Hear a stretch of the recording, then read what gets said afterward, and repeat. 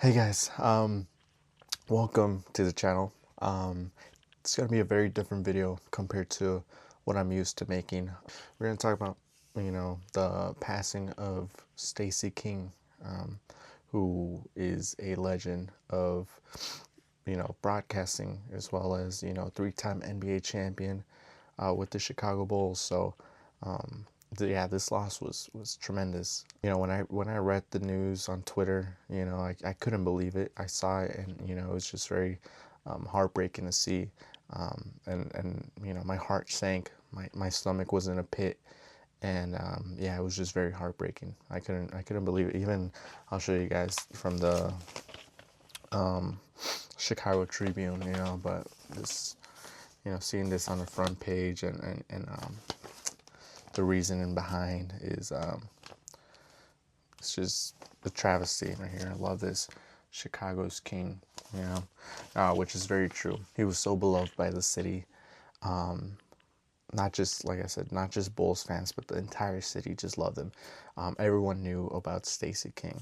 His voice was, echoed throughout the entire city, especially throughout the United Center. Like, yeah, trying to fill in the void of Stacey King, going further, it's gonna be hard to even come close to doing that. But yeah, man, I want to send my condolences to the family, friends, all the loved ones, anyone who was touched in any sort of way by Stacey King. Even through the television, you could feel. It felt like he was talking directly to the fans. So yeah, that's something that comes like once in a lifetime. You couldn't make someone like him in the lab. Like, it's just impossible because he's truly one of one. So yeah, just heartbreaking stuff. I want to share my story with Stacey King, or about Stacey King, and tell you about my interaction with him. So 4 years ago, I started this YouTube channel, and I made it, just so I could make basketball content, to start my own podcast show, and create videos that, I wanted to do, and things that interested me. So obviously that started with the podcast, and I had like a dream list of players that not just players, but personalities that, I would have loved to interview. And for some reason, Stacey King was always the one that kept popping in my head. And I think it was just because he was part of broadcasting, and I was interested in that, at the time. So I was just, very determined to try to get that going. And so I just hit him up on Instagram, and about, I would say, like an hour, once I sent him the message, he replied. And yeah, that just, got the ball rolling.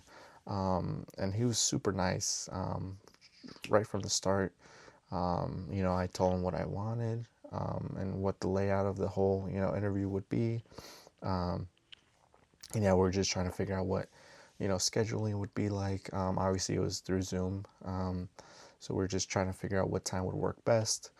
And yeah, he was just super kind the whole time. He was asking me about myself, like just being very personable, and very caring, and, was genuinely interested.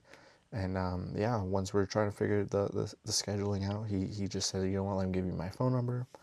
I'll give you a call later. And that's what he did. That same day, he called me later in the night, and yeah, we talked for like 5 to 10 minutes, I would say. But before we talked even about the podcast, he was just asking me, how I was doing, just being genuinely, present, and just caring, and genuinely wanting to know how I was doing. And, I obviously asked him as well, and that was great. We were able to figure out everything, the timing.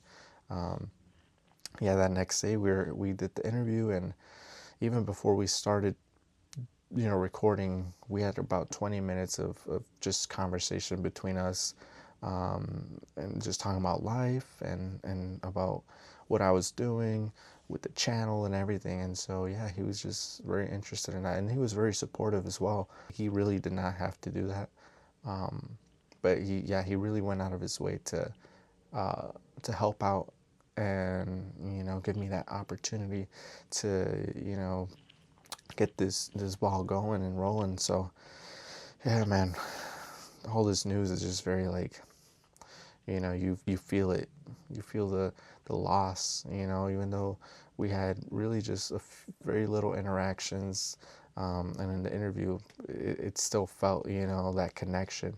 And from what I've heard from various people who knew and worked with Stacey, he had that power to, make everyone feel special, to make you feel like you've known him for a long time, even though it was, one of my, very first interactions with them, that podcast interview. But it just, everything flowed nice, like the conversation was great. He was doing a lot of the talking, but I enjoyed it. Everything he was saying, the storytelling, like it had me hooked. And so, yeah, for it being my first podcast episode, it was one of the videos that I'm the most proud of, I would say.